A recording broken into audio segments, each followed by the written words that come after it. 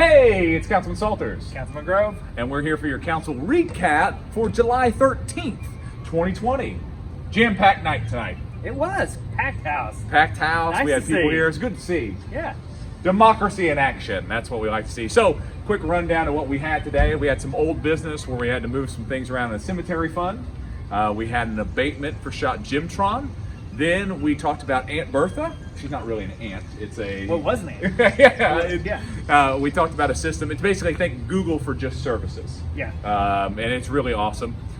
We went through a police and fire, extended the mandatory retirement age from 65 to 70. We passed the landscape ordinance on first reading, which was great.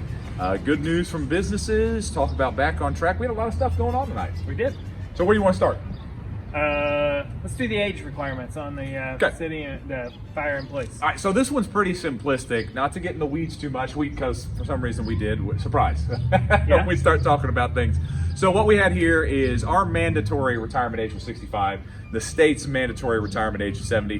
What we simply did is just change the ordinance for our police and fire department to come in line with what we have in the state. I mean, it's pretty much that simple. Yeah, it is. We kind of want to stay in line with the state, and we just brought it up to 70. Kind of brought us in line with the state. And there are benefits to that. You've got people in leadership positions that stay on for periods of time that you want to be able to kind of lean on that leadership.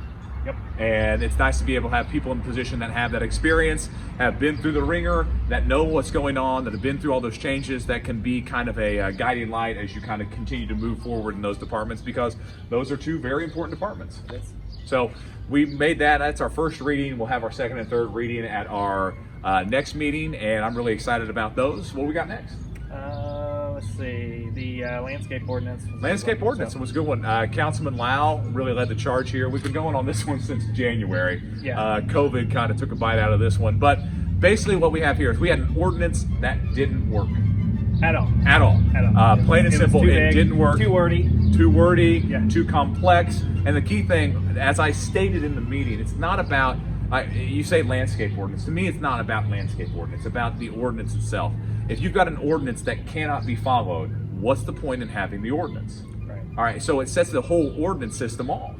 So like you're gonna have this ordinance and you're gonna try to force people to follow ordinance that can't be followed. I mean, that's just terrible. Yeah. That's not good for the citizens. So what we did here, Councilman Lau worked hard with our city engineer, with the tree board, and was able to make it basically business friendly, but still encouraging great landscape for these businesses. Yeah.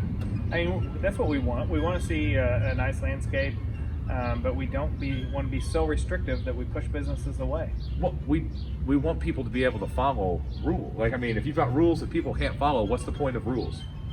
There isn't. Exactly. So to me, this was more than just a landscape ordinance. This was about our ordinance system itself. Yeah. So what we've done is we've cut back on this. We've made it easier. We've got a lot of great feedback already. So we're really excited about this one. We had some good news business-wise. Like, things have been since in Knox County are going really well. Yeah. Everybody's back out shopping, spending their money. As our business owner on the council, We have been crazy. I mean, I wish we could, for the last, 3 weeks, I mean, we're just pushing people away because we can't get them in fast enough to get them done. So, and I've talked to a lot of people in business, and they're all the same way. Yeah. We need more help. We need, but that being said, just because somebody is a couple weeks out, don't go to Evansville. Don't go Yeah. to Terre Haute or Yes. Washington, someplace else. Keep your money local. It's going to come back on you. Yeah, I mean, right now it's our job to support those who support us. I mean, our small businesses are the ones that support our events, our festivals. They're the ones that sponsor our youth sports teams, our high school sports I never teams. see out of town names Yeah, on jerseys I mean, out there. I see all that stuff The from our local banners, businesses. yeah. I mean, they're the backbone of our community. So right now, it's our time to kind of flex our muscle and show their Right. support.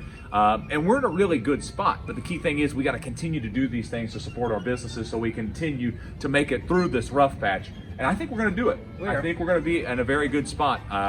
You look at Southern Indiana, you look at us specifically, our numbers are fantastic. So we're in a really good spot there. We did talk a little bit about where we're at in the Back on Track plan. Basically, things are the same. All right, so 4.5 is where Not we're much at. change. Not much change. The key thing is they encouraged outdoor activities. Yeah. That was the big push that you saw from there. Other than that, we had a couple quick things that we went through.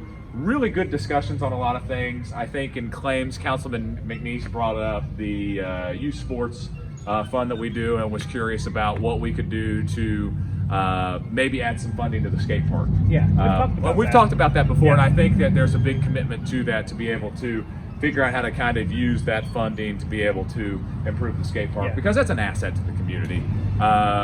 Even if you're not like a skateboarder, it's something that we're able to offer, and it's really nice. Drive out there like any night right now, and you can see just Not kids right having now. a good time. There was something with and I was out of town, so the power line fell. Oh or yeah. So tree fell, they're fixing a power don't go line out there right today now. or tomorrow. Yep. I hear Yeah. it's closed. Yeah, so they're fixing those. But anytime there's not a power line it's on crazy there, down there. yeah. I used to think, who is going to go and do that? But I don't. Just because I don't do it doesn't mean others don't do Right, it. I mean, right. there's a bunch of kids that is There's- their life, and it's fantastic. You know, it's And- just as important to them as baseball is to another family, or basketball or football. Yeah, I mean, not your family. But Yeah, so we had a great discussion tonight. Our meeting, that was good. We talked about Aunt Bertha. Aunt Bertha is going to be something really exciting. I'd stay tuned for more information on that. But basically, think of it's the Google of services.